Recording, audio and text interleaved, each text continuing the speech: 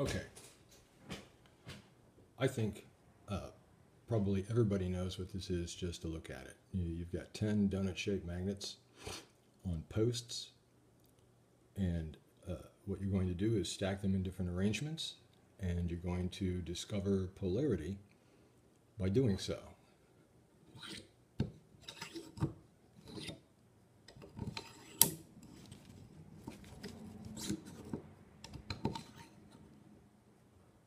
Polarity. Let's push that down. That's a nice bounce. Okay, let's take them back off. Now you saw me make a mistake there. I wanted that to float on the first try, but I did it backwards. I flipped it when I shouldn't have, and so it stuck. But that's the control of error. There, see, I got that backwards again. Control of error. Now, there's a reason why there are 3 posts. If you go to buy one of these online, you'll pretty much see a single post.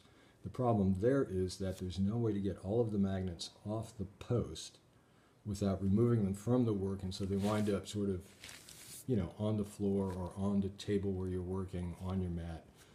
It's distracting. With 3 posts, you can clear the center post and still have all the magnets on the work.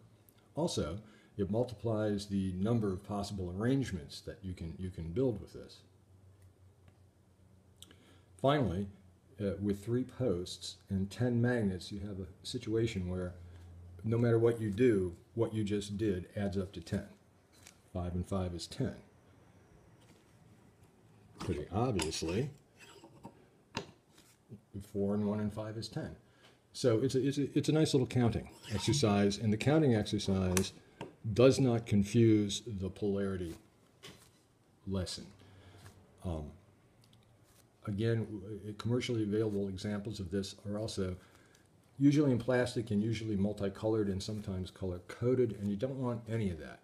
This is an exercise for the hands. You're discovering polarity by feeling it as you work with it.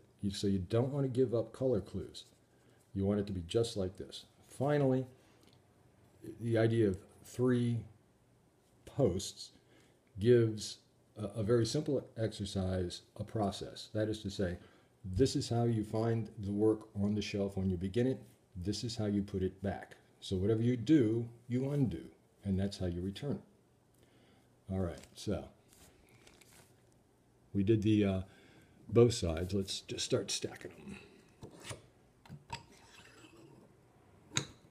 You can see there's a little interference from the stacks on the side, so you got to work your way through that.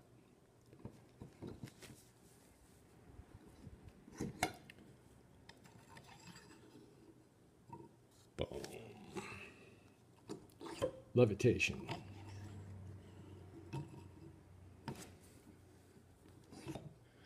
You can see the manual dexterity, the finger strength, the pincer movement that you need to do this.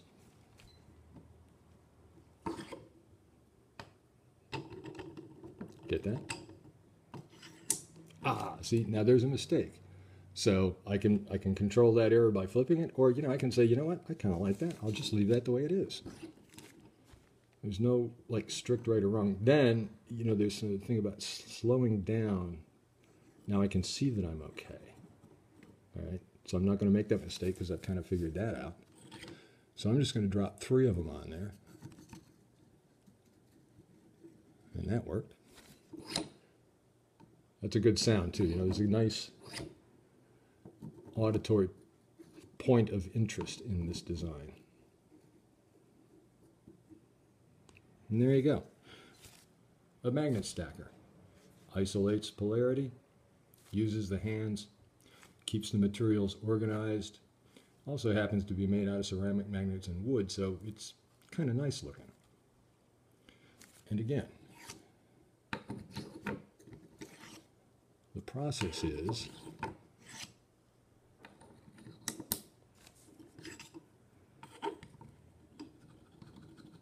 boom, boom. It is kind of fun.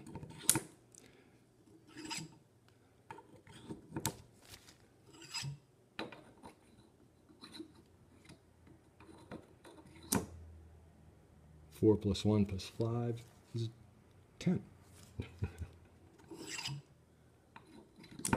And there you're done, and you can take it back to the shelf.